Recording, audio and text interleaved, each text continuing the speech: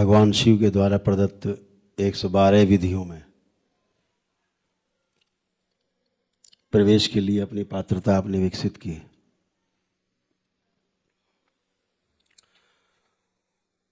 आज वो जो पात्रता है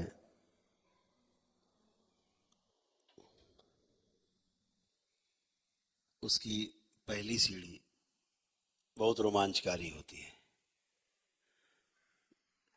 सबसे पहले तो सीढ़ी सही हो, दिशा सही हो कि जिस सीढ़ी पर हम चढ़ने जा रहे हैं वो हमें किस शिखर की ओर ले जा रही है।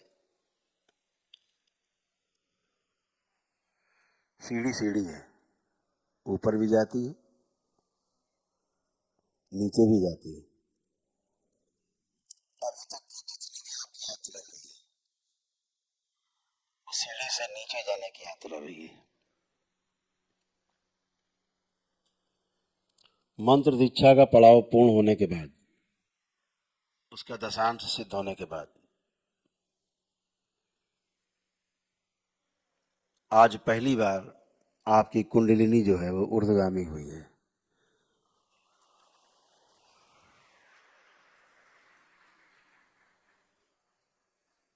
आज अधोगामी से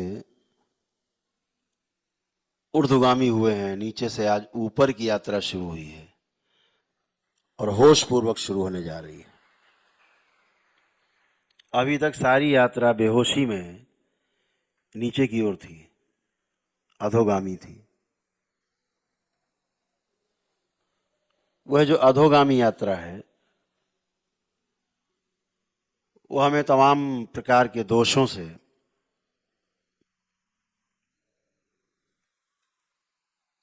लपेट के रखती है।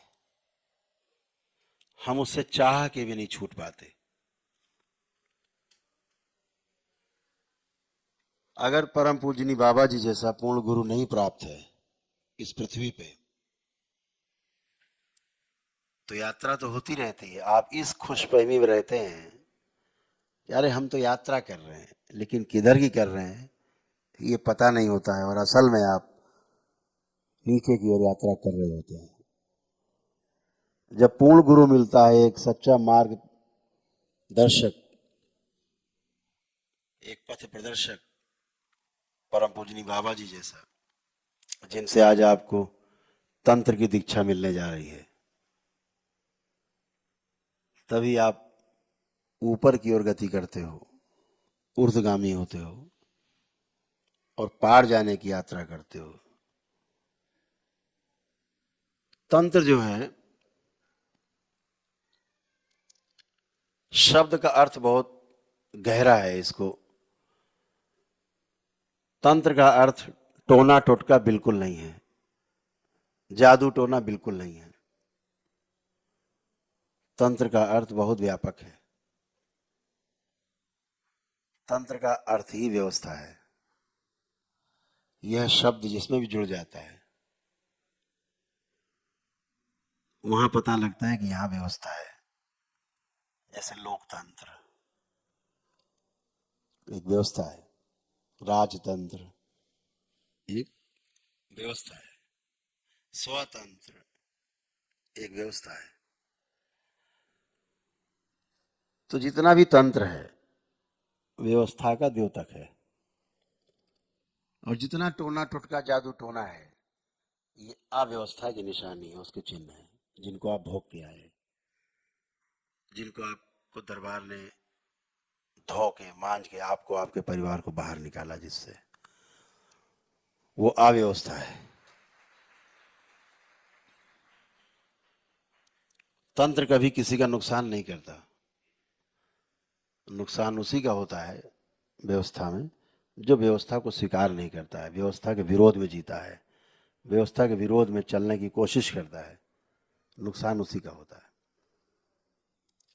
नदी की धारा में धारा के साथ बहने का जो मजा है वो तंत्र में जीने जैसा है, अपने को छोड़ दिया। इसीलिए नदी के धारा में धारा से विरोध रखता हुआ, धारा के विपरीत तैरता हुआ व्यक्ति डूब जाता है, बड़े बड़े तैराक डूब जाते हैं। लेकिन मुर्दा हमेशा देखना ऊपर तैरता है, विरोध नहीं करता, बड़े मजे से चला जा रहा होता बहता हुआ, कोई विरोध नहीं उसका, वो व्यवस्था में जी रहा है। मुर्दा व्यवस्था में है, इसलिए ऊपर है जल के। तैराक डूब जाता है क्योंकि व्यवस्था से लड़ता है, विरोध में होता है। तो तंत्र के व्यापक शब्द को अगर हम गहराई से अध्ययन करें तो दिखता है कि स्वीकार भाव जो है परम भाव है इसका। तंत्र ही प्रेम है, प्रेम इसका बाय प्रोडक्ट है तंत्र का। जब तंत्र में आप जीते हैं, आप जो भी कमाते हैं, कमा करके उसका भारत सरकार को टैक्स पे करते हैं, व्यवस्था में जीते हैं, सुखी रहते हैं, कोई कष्ट नहीं है आपको, कोई छू नहीं सकता। लेकिन जब चोरी चकारी करते हैं तो फिर अव्यवस्था है, फिर दंड मिलेगा। आप अव्यवस्था फैला रहे हैं तो उसका आपको भोग भी भोगना होगा। तो व्यवस्था के विरुद्ध जीना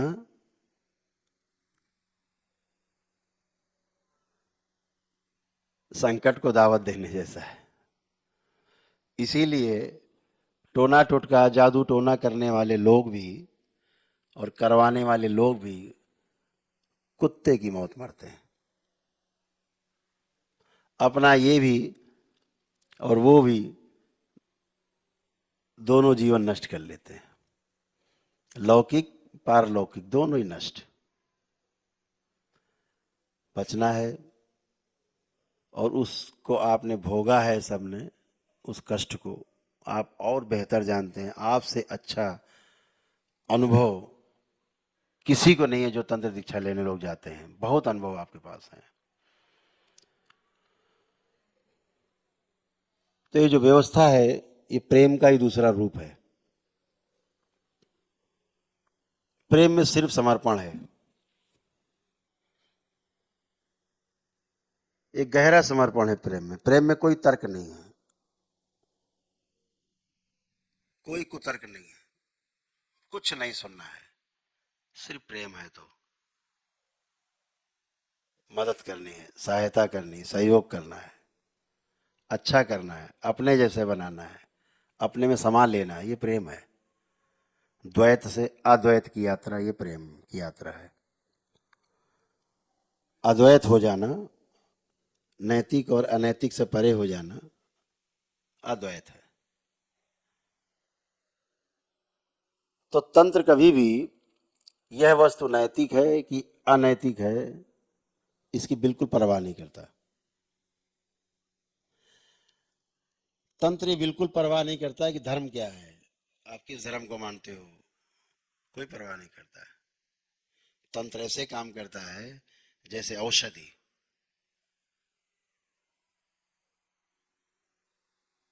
औषधि नहीं देखती कि आप हिंदू हैं कि मुसलमान हैं, कि आप सिख हैं कि पारसी हैं कि जैन हैं कि ईसाई हैं, सिर्फ मानो है इतना देखती है। आप खाते हो, आपको लाभ होता है। तंत्र बिल्कुल इसी तरह से है, उसका कोई अर्थ नहीं कि आप हिंदू हैं कि मुसलमान हैं कि किस जाति से हैं, किस धर्म से हैं, आप किसको मानते हैं किसको नहीं मानते, इससे कोई अर्थ नहीं इसका। तंत्र औषधि की तरह काम करता है। आप देखते हो आपके दरबार में लगभग सभी धर्म के लोग आते हैं।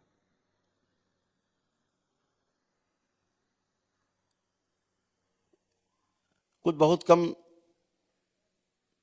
1% से भी कम लोग, लेकिन आते हैं। उसमें सिख भाई भी होते हैं, जैन भाई भी होते हैं, पारसी भी आते हैं, मुस्लिम भाई भी आते हैं, क्रिश्चियंस भी आते हैं। और यहाँ के सब ठीक होते हैं, आपके सामने बोल के जाते हैं कैमरे के सामने कि हम बिल्कुल ठीक है। तो वहाँ धर्म आड़े नहीं आता। क्यों? आपने तंत्र को स्वीकार किया है, व्यवस्था को स्वीकार किया है, जो वैदिक हमारे नियम उनको स्वीकार कर लिया है। वैदिक नियम का अर्थ है जो प्राकृतिक है उसको स्वीकार कर लिया आपने दरबार में, तो आप स्वस्थ होते हो। तो तंत्र एक बहुत व्यापकता लिए हुए एक शब्द है। तंत्र को अगर और गहरे में देखें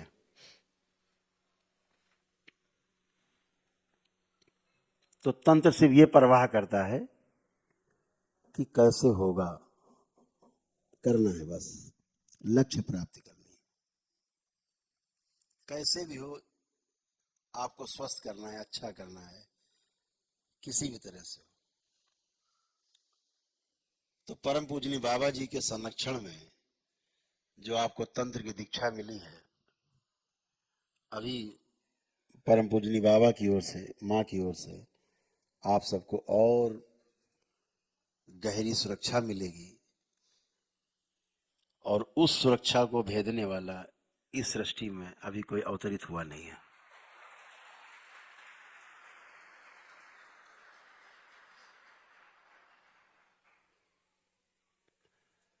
बहुत ही अद्भुत है। अभी ये पहला चरण है तंत्र का, जिसके 21 सोपान हैं, 21 सीढ़ियां हैं। ये आपकी पहली सीढ़ी है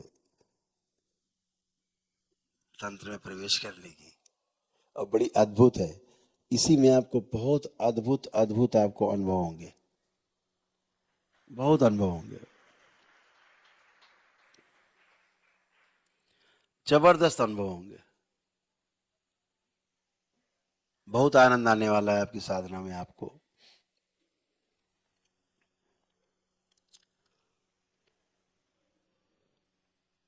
दरबार बहुत कोशिश में है कि इसका विस्तार हो, विद्या का, इस विधा का विस्तार हो। आप देखते ही हैं, आपकी कुंडलिनी को क्षण में खोलना बंद करना दरबार का सेकंडों का काम है। और यह सिर्फ एक पूर्ण गुरु की उपस्थिति में हो सकता है, जैसे बाबा है।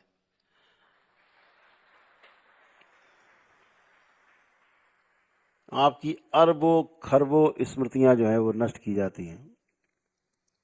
अरबों खरबों आपके विचार जो गंदे हैं नष्ट किए जाते हैं, एकदम शुद्ध और पवित्र किया जाता है आपको। और ये भी अद्भुत है इस दरबार की तंत्र दीक्षा, कि आप अपने घर में, अपने परिवार में रह के, अपने परिवार से जुड़े रहकर, अपने अपने कर्तव्यों का पालन करते हुए इस दीक्षा के पश्चात अपना जप तप ध्यान साधना सब कुछ कर सकते हैं सुरक्षित रूप से। जब कहा जाता है कि भाई परिवार छोड़ना पड़ता है तंत्र अंत्र अगर सीखना है, तो तंत्र में सीखने जैसा कुछ भी नहीं है। तंत्र में सिर्फ अनुभव करना है, स्किल डेवलपमेंट नहीं है, इसमें एक्सपीरियंस है, सीधा एक्सपीरियंस है। तंत्र में ऐसा जैसे आग में कूदना, कोई व्यवस्था नहीं करनी है कि कपड़ा वपड़ा बांध के जाना है, कि कोट पैंट पहन के जाना है, उठे कूद गए आग में। ऐसा है, बिल्कुल डायरेक्ट सेवा है। तो खतरा उसमें रहता है जो टोना टुटका जादू टोना करते हैं घर परिवार में रह के, उनके लिए खतरा है, क्योंकि दूसरों को मारोगे तो खुद मरोगे। तो कहते ले भैया कि जब घर छोड़ दो तभी करना जाके सभी बाहर, वो ठीक करते हैं। भयभीत है, क्योंकि दूसरे को भयभीत करना है तो उसके पहले खुद को भयभीत होना पड़ेगा। जो भय में जीते हैं वही एक्चुअली में भयभीत कर पाते हैं। दूसरे शब्दों में कहें तो जो लोग दूसरे को भयभीत करते हैं वो हमेशा भय में जीते हैं। तो तंत्र एक अभय की विद्या है, अभय देने की और अभय में जीने की, अभय में रहने की, अनुसंधान करने की। और तो अब बात कर ली, थोड़ी देर में बात करते हैं, ठीक है ना? सामने से आ रहे हैं, अरे बेकार आदमी है, अवॉइड किया, निकल गए, इतना ही है। हाँ या ना, बाकी सब उसका विस्तार है।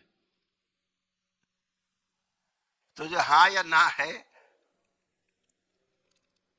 तो तंत्र में हमेशा हाँ है, प्रेम है, प्रेम का विस्तार है। तो दो ही शब्द हैं, हाँ या ना। बाकी सब शब्दों का मकड़ जाल है। इसके बाद बैठ के घंटों बात करते रहो आप। तो एक व्यवस्था है, व्यवस्था में जीना, प्रेम में जीना है। प्रेम में जीना मतलब अनुभव है, और अनुभव ही प्रमाण है। जैसे दरबार आपको, जब आप शुरू शुरू में जुड़े आप लोग, तो दरबार आपको एक प्रत्येक चीज का प्रमाण देता है, हर चीज का। बिना प्रमाण के दरबार बात ही नहीं करता। आप ये किया, आपको तुरंत प्रमाण मिला, हाँ हमने ये किया गुरुदेव, ये हमें लाभ हो गया। इतना अद्भुत दरबार कहाँ है पृथ्वी पे जहां प्रमाण मिलते हो सामने, तुरंत, इमीडिएट, सेकेंडों में। तो तंत्र जो है प्रमाण के रूप में है, क्योंकि उसमें अनुभव है, क्योंकि उसमें प्रेम है, क्योंकि वो व्यवस्था है। और व्यवस्था में जीना ही धर्म है, व्यवस्था ही धर्म है। धर्म क्या है? सूरज समय पे निकलता है, उसका धर्म है गर्मी देना। झरने बह रहे हैं, उनका धर्म है जीवन के रूप में पूरी सृष्टि में प्रवाहित होना। वायु का भी धर्म है स्पर्श, ठंडा करना, टच करना। सबके अपने अपने धर्म है। तो ये जो धर्म है, ये व्यवस्था का रूप है। हमेशा आपको ध्यान रखना है, हम आपको थोड़ा सा आगाह भी करना चाहें कि कभी भी, जब भी आप कुछ भी सोचते हो, बहुत ध्यान से सुनना, आपके लिए बहुत शुरुआती कड़ी की बात है। इसको पकड़ लेंगे तो फिर चले जाएंगे तैरते हुए। जैसा आप सोचते हो तो बहुत ही अद्भुत है, आसपास वैसे ही व्यवस्था अपने आप बनना शुरू हो जाती है।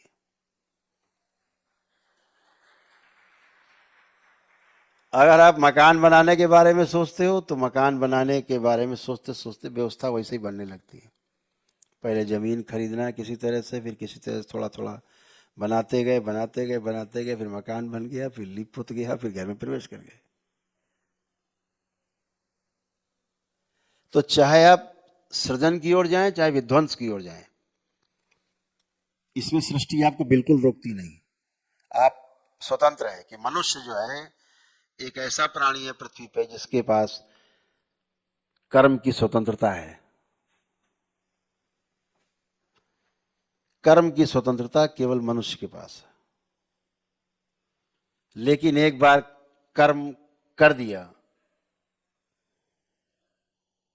तो भोगने के लिए फिर आप परतंत्र हैं, आप उसमें रोक नहीं लगा सकते। करने तक आपके पास, आपके हाथ में है। वहां तक, पहला कदम उठने तक उठा दिया, अब भोग तय हो गया।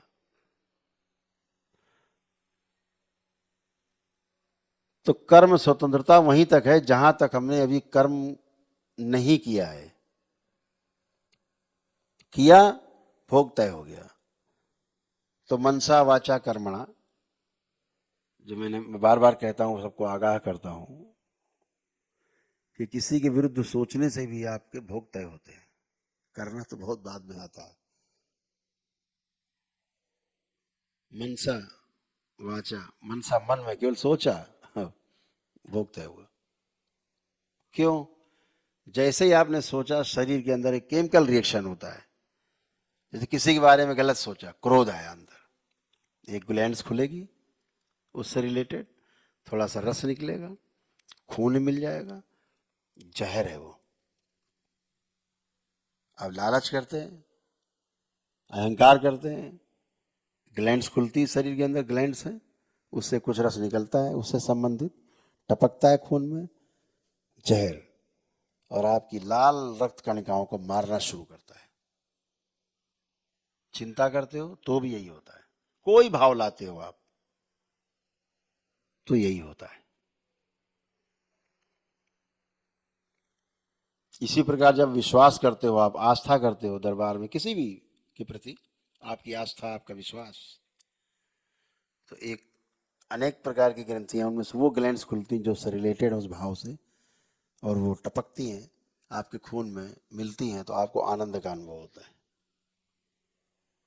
ध्यान में जाते हैं, मन से आमन की स्थिति में जाते हैं, तो एक विशेष ग्रंथि है वो खुलती है, और वो जब खून मिलता है उसका रस, तो आनंद का अनुभव होता है।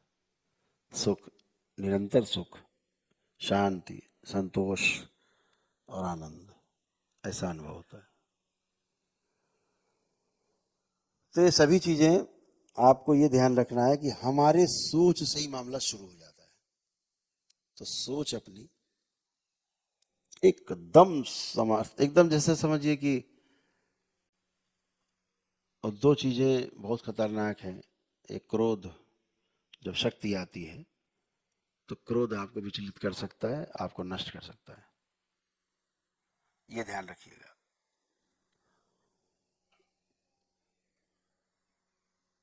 अहंकार आपको नष्ट कर सकता है, आपकी शक्ति को छीन कर सकता है, क्योंकि आप प्रयोग कर दोगे। शक्ति को संचय करना है, और यह शक्ति जो आप में संचित होती जाएगी, ये आपके नए नए द्वार खोलती जाएगी। ऐसे ऐसे द्वार खुलेंगे जिनके बारे में आपने कभी अभी कल्पना ही नहीं की है। मैं देखता हूं आज के बच्चों में भी, महिलाओं में भी बहुत उत्साह है।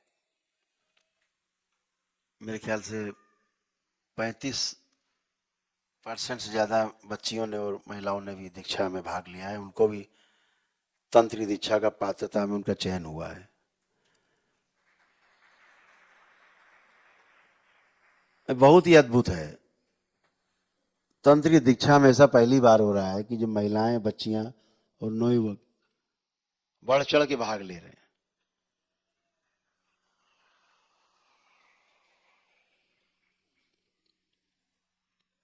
कई परिवार तो ऐसे हैं, हमने देखे हैं, कई परिवार है, धीरे धीरे करके पूरा परिवार ही दीक्षित हो गया है तंत्र की दीक्षा में। पहले मंत्र की दीक्षा में रहे, अब वो धीरे धीरे करके पूरी तंत्र की दीक्षा में पूरा पूरा परिवार दीक्षित हुआ है। हमने, ये तो बहुत ही अद्भुत है।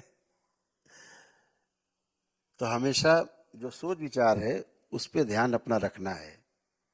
जीवन है एक जीवन, 5 चीजें हैं जीवन में, जिसे हम कहते हैं आत्मा, बुद्धि, चित्त, वृत्ति और मन। जब हम कहते हैं ध्यान करो, तो ध्यान की जो सरल विधि, आंखें बंद करते हैं, अपनी भ्रुकुटी पे, अपने आज्ञा चक्र पे जब ध्यान अपना मस्तक के बीचों बीच, दोनों भवों के बीच में स्थिर करते हैं और ध्यान करना शुरू करते हैं, एकाग्र होते हैं, पहले एकाग्रता लाते हैं। ध्यान तो घटना है, क्रिया नहीं है कि आप करोगे ध्यान हो जाएगा, ऐसा बिल्कुल नहीं है। ध्यान घटना है।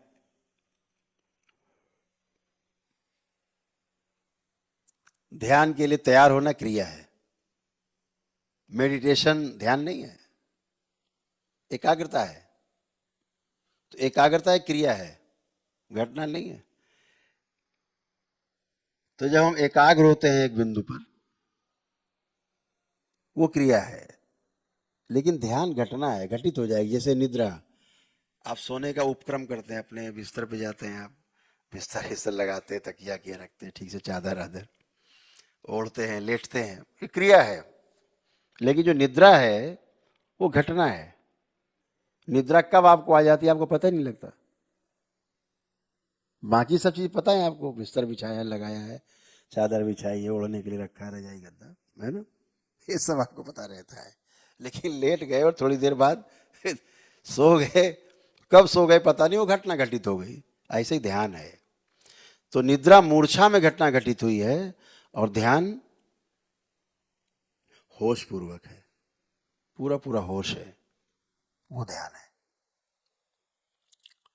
तो हम एक सेंटर, एकदम केंद्र पे खड़े होते हैं, जब बिंदु पे ऐसे चढ़ते हैं, तो सतर्क नहीं रहे, बेहोशी में रहे तो निद्रा है। और ऐसे है, अगर होश पूर्वक चले गए तो ध्यान है। ध्यान करते करते निद्रा में चले गए, बेहोशी, ध्यान करते करते कब चले गए, घटित हो गई घटना, वो ध्यान है, होश पूर्वक चले गए। सतर्कता की आवश्यकता उसी बिंदु पे केवल, बस इस यही बिंदु मुख्य है कि हम ध्यान में हैं, बैठे हैं। सतर्क है तो निद्रा से बचे रहेंगे, नहीं तो निद्रा में ले जाएगी। तो ध्यान जैसे नंदी, नंदी का गुण लाइए अपने में, इतनी धैर्य पूर्वक प्रतीक्षा में है शिव की, गुफा के बाहर बैठे, कब निकलेंगे मेरे प्रभु, धैर्य में, महीनों वर्षों सैकड़ों वर्ष नंदी ध्यान बैठे हैं।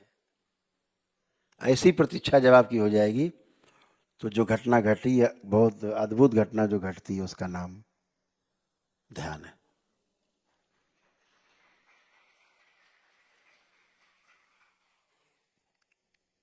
तो ध्यान से दो वस्तु है ना, एक ध्यान करना और एक ध्यान देना। तो पहली जो क्रिया हो रही वो ध्यान दे रहे हैं, हम लोग ध्यान दे रहे हैं। जैसे कोई चीज ध्यान से पढ़ लिख रहे हैं, वो भी ध्यान ही है। तो ध्यान करना है तो अपने लिए, ध्यान देते हैं कब, जब दूसरों के साथ जीते हैं तो ध्यान देना पड़ता है। जब केवल अपने लिए जीते हैं तो ध्यान करना पड़ता है।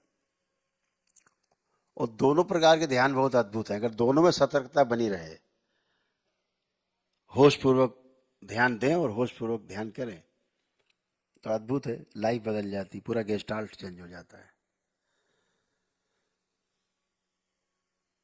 जब आप अमन की स्थिति में होते हैं, जब आप ध्यान की स्थिति में होते हैं, जब आप साधना कर रहे होते हैं, जब आपके पास तमाम विचार नहीं होते हैं, ज्यादा समय एकाग्र रहते हैं, तो एक ऐसी ग्रंथि खुलती है, तालू के पास अंदर है, उससे एक रस टपकता है, टप टप, खून मिल जाता है, वो आनंद देता है। कबीरदास ने उसके बारे में कहा, बड़ा अद्भुत लिखा। जैसे वो स्कूल के पढ़े लिखे तो नहीं थे, लेकिन कढ़े तो थे। तो उन्होंने कहा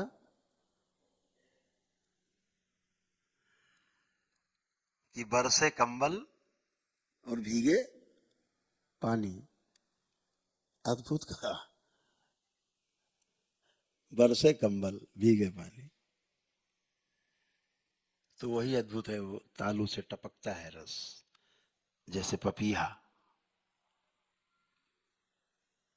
जैसे वर्ष में एक बार एक नक्षत्र होता है, उसमें आसमान से टपकता है स्वाति नक्षत्र में। तो एक पक्षी है, वो आस लगा के बैठा रहता है, मुंह खोले रहता है, देखिए उस नक्षत्र में मुंह ही नहीं बंद करता वो, इस आस में कभी गिरे टपक जाएगा मेरे मुंह में। प्रतीक्षा, धैर्य पूर्वक प्रतीक्षा, धैर्य नहीं खोना है, व्यवस्था में धैर्य पूर्वक जीना है। और ये ध्यान रखिएगा, नंदी ऐसा धैर्य अगर आप में आ गया, उसका ही नहीं अपना भी हम नुकसान करते हैं। बताया ना मैंने आपको, जैसे भाव आप अंदर लाते हो वैसे ही रस टपकती है ग्लैंड से, ग्रंथियों से खून मिलता है। और जब अमन की स्थिति में जाते हो, ध्यान की स्थिति में चले जाते हो, तो फिर एक स्पेशल ग्रंथि खुलती है, टपकता है अंदर। तो ऐसा टपकन होती कि महीनों आपको भूख नहीं लगे, प्यास नहीं लगे, साधना में बैठे। ऐसे तो लोग करते साधना, शरीर भी आपका पुष्ट है, स्वस्थ है, सुंदर है, गुफाओं में बैठे हैं, वर्षों बैठे हैं, उसी के सहारे बैठे हैं। और कुछ वहां कौन सा चूल्हा जल रहा है, किचन चल रहा है वहां की, ये खाना है पीना है जंगल में कैलाश में। ध्यान ही तो है, आनंद ही तो है। तो सभी से यही मेरा आग्रह है कि जब भी अपनी साधना शुरू करें तो बाबा और माँ से हमेशा प्रार्थना करें कि हमको तमाम जो भटकाने वाली प्रवृत्तियां हैं उनसे बचना है, बचाएं, हमारी सुरक्षा करें। और हमें 84 लाख बंधनों के, 84 लाख योनियों का जो बंधन है उससे हमें बाहर निकालें, अद्वैत की ओर यात्रा कर सकें द्वैत से। और बहुत सरल है।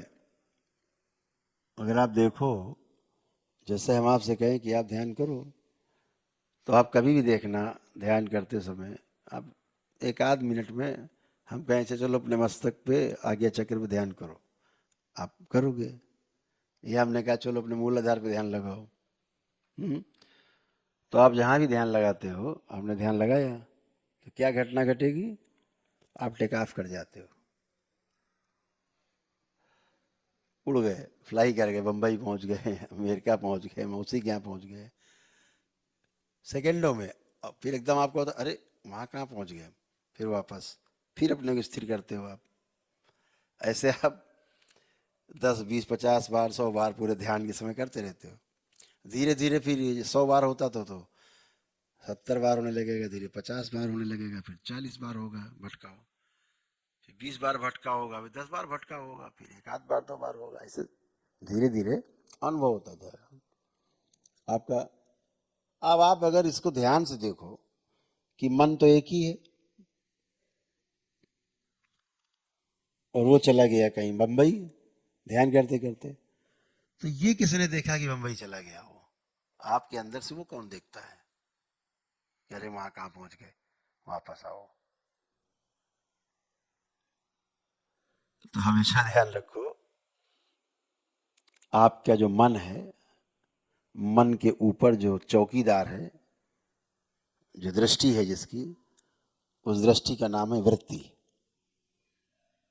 वृत्ति आपको जो है चौकीदारी करती रहती, क्या कर रहे हो बेटा, देख रहे हैं हम, ठीक। और जो वृत्ति में जो विश्लेषण और तुलन की क्रिया होती है, मन में तो चयन और आस्वादन की क्रिया होती है, टेस्टिंग और सेलेक्टिंग। लेकिन जो वृत्ति में जो क्रिया होती है, तो तुलन और विश्लेषण की, एनालाइज होता है और मैनेजमेंट। तो जो तुलन विश्लेषण होता है, उस क्रिया पे वृत्ति के ऊपर जो दृष्टि होती है वो चित्त की होती है। चित्त उसके ऊपर दृष्टि बना के बैठता है। वृत्ति तुम गड़बड़ कर रही हो तो उसके ऊपर चित्त है।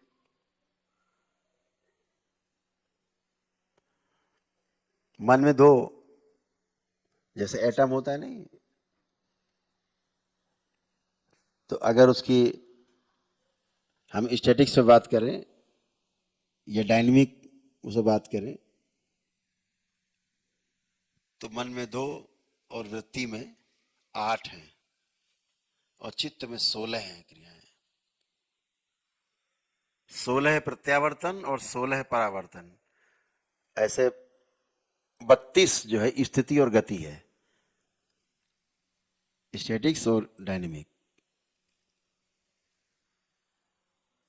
और जब चित्त कुछ गड़बड़ करता है तो उसके किस उस पर जो है जो दृष्टि रहती है वो बुद्धि की रहती है, बुद्धि दृष्टि रखती है। अच्छा तुम गड़बड़ कर रहे हो, स्मृति इधर उधर भटका रही है, बुद्धि कहता है नहीं नहीं ऐसा नहीं करो, ऐसे।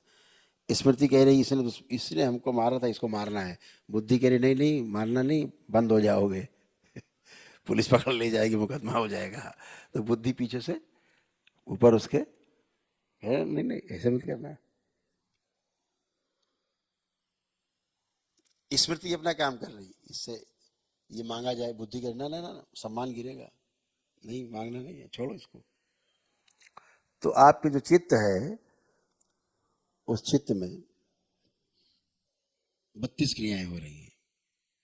16 प्रत्यावर्तन, 16 उसका परावर्तन, 16 जो है उसकी स्थिति है और 16 उसकी गति है। जब स्मृति बनती है ना, तो श्रुति से आप सुन रहे हो ना, तो सुन रहे हो आप, आपकी स्मृति में जा रहा है, आपकी स्मृति बनती जा रही है। तो जो स्मृति बन रही है श्रुति के कारण, तो श्रुति जो है और स्मृति, एक गति है दूसरी स्थिति है।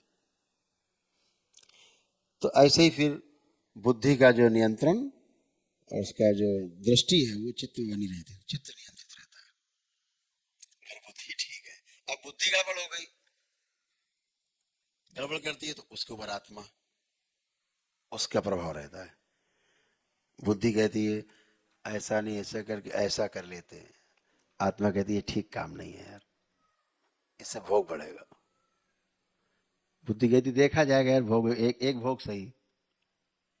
आत्मा फिर कहती है अरे यार ऐसे नहीं छोड़ो हटाओ माफ करो, क्योंकि आत्मा का स्वभाव है प्रेम, आत्मा का स्वभाव है अनुभव। तो वो बार बार बुद्धि को कहता नहीं नहीं ठीक नहीं है, एक बड़े बुजुर्ग की तरह, अरे अरे छोड़ो हटाओ, क्षमा बड़ा उनको चाहिए। ऐसे करके सभी का एक दूसरे के ऊपर। तो जब मन आपका इधर उधर भागता है तो जो वृत्ति आपकी है वो पकड़ती, देखती है किधर गया, तो कहते हैं हाँ गलत गए, फिर वापस। ये वृत्ति के कारण होता है, वृत्ति की दृष्टि होती है। वृत्ति के ऊपर चित्त की दृष्टि है, चित्त के ऊपर बुद्धि की दृष्टि है, बुद्धि के ऊपर आत्मा की दृष्टि है। तो बहुत अनुभव आपको होंगे जब आप साधना में उतरेंगे। उतर ही गए अब क्या, आप तो सर ओखली में दे ही दिया है।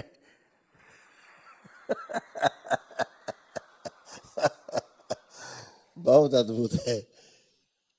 और कवच ऐसे लगे हुए ना कि शेर दिखे ना, शेर सामने, कहते हैं अरे यार शेर आ गया, तो दिखेगा, तमाम चीजें दिखेगी। तो ऐसे लगे हैं कांच, दिख तो रहा है लेकिन शेर क्या, उसके पिताजी भी इस कांच को नहीं तोड़ सकते, पंजे मारेगा सब कर, आप बैठे हंसते रहो अंदर से, वो बाहर सर पटकता रहेगा, कुछ नहीं कर सकता। ऐसे इसे कवच कहते हैं। ऐसा कवच बाबा आपको अभी प्रदान करेंगे, आप सबको, सभी को आपको सुरक्षित कर। ओम।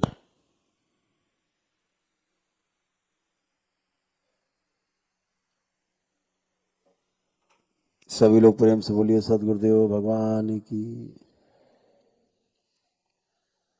दो तीन बातें हैं वो ध्यान से सुनना है। एक तो क्या वो शक्ति खुली हुई कि आपको जप में, एक तो आपका छाया शरीर अलग बना दिया गया है, आपके जो भोग कटेंगे रोग कष्ट दबे वाले निकल के उसी से निकलते रहेंगे आपके जाप से। परिवार में किसी को कोई कष्ट हो किसी प्रकार का, तो जब आपका दशांश सिद्ध हो जाएगा तो आपके पास वो शक्ति रहेगी कि आप अपने परिवार के शरीर जो लोग हैं, किसी को कोई कष्ट हो जो आपके डीएनए में है, अगर आप ऐसे धीरे से भी ऐसे हाथ रख देंगे 3 सेकंड के लिए, रखा और 3 बार ओम नमः शिवाय बोल के हटा लेना है, तुरंत एकदम ठीक मिलेगा।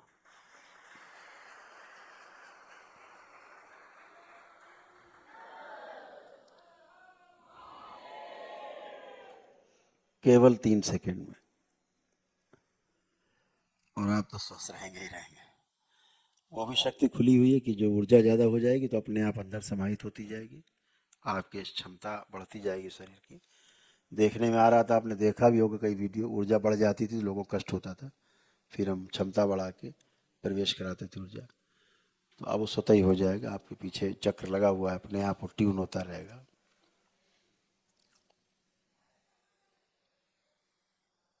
दूसरा ये है कि जो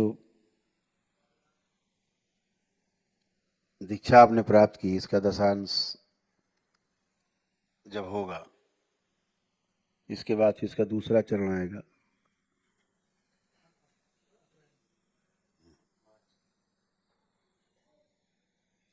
इसमें 2.5 लाख जप है, 2.5 लाख, इस मंत्र का 2.5 लाख जप करना है। जो मंत्र दीक्षा मिली थी उसमें 1.25 लाख जप थे, इसमें 2.5 लाख बार जप करना है। अपना लिखते जाएंगे जितना रोज जप किया, मान लीजिए आपने आज 10 माला की, तो 10 माला लिख लिया कि 1080 जप हो गए। 10 माला में 108 से 10 गुना कर दो, 5 किया तो 540 हो गए, है ना, लिख लिया। एक बना लेना कॉपी, मान लीजिए कि महीने भर में आपने जितने भी जप किए, मान लीजिए महीने भर में आपने 15,000 जप कर ली, 20,000 कर लीजिए मान लीजिए महीने में, तो उसका दशांश होता है 2,000। तो उस 2,000 जप को जब अगियारी यहाँ से लेकर के, जैसे आपने किया होगा मंत्र दीक्षा में, तो ऐसे ही अगियारी अपना जला ली और वो 2,000 जप अलग से कर लिए, तो वो आपका दशांश हो गया 2,000, अलग लिख लिया, तो उतने के हो गए, जितना जपा उतने के दशांश हो गए। ऐसे जितनी बार करे फिर कर लिया 2,000, 3,000, 1,000, उसका दशांश जो है बना, फिर अगियारी से कर लिया, उधर लिखते जाए, इतने हो गए। इधर 2.5 लाख हो जाए और उधर 25,000 हो जाए, तो दशांश हो गया। कुछ लोग ऐसा भी कर सकते हैं कि सीधे सीधे 2.5 लाख जप के और बाद में 25,000 कर सकते हैं। तो किसी भी तरह से सुविधा जैसी आपको लगे करना है। ये दशांश आपका जब सिद्ध हो जाएगा तो फिर इसका जो दूसरा लेवल है, सेकंड लेवल है, क्योंकि पीछे से बहुत अब लोग दशांश करके बैठे हैं, पीछे वाले सब तंत्र दीक्षा वाले लोग, तो उनको अब अगला स्टेप चाहिए। तो अप्रैल की जो पूर्णिमा आएगी, क्योंकि मार्च में तो दीक्षा होगी नहीं, मार्च की पूर्णिमा में तो होली है, तो जो अप्रैल की पूर्णिमा आएगी उसमें तंत्र दीक्षा का जो दूसरा लेवल है, इस सोचो पहला लेवल जब ऐसा है तो दूसरा क्या हाल होगा।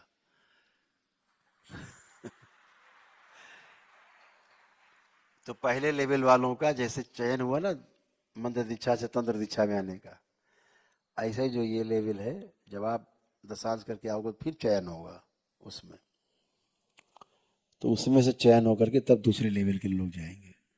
ठीक है, वैसे ही आवेदन आपका होगा, आगे सब देखा जाएगा। तो आप अपना बहुत धैर्यपूर्वक सबको करते रहना है, और ये अप्रैल में इसका दूसरा चरण शुरू होगा। पहली बात,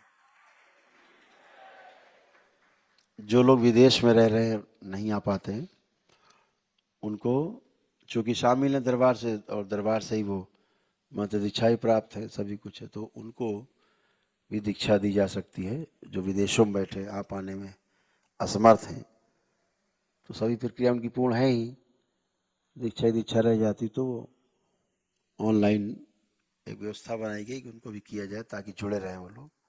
उसकी बहुत डिमांड है बाहर।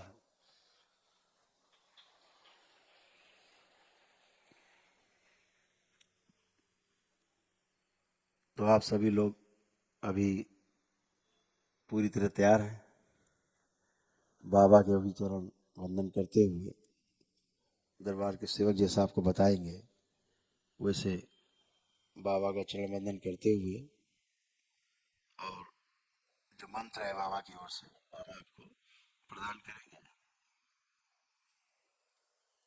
आप सभी लोग मंत्र की जो पर्चियां हैं वो बाबा के पास ही वहां रहेंगी, आपको उनमें से स्वयं एक पर्ची उठानी है। ठीक है, बाबा के पास से उठानी, हमसे चाहें तो मिलते हुए जा सकते हैं। ठीक है, ठीक है।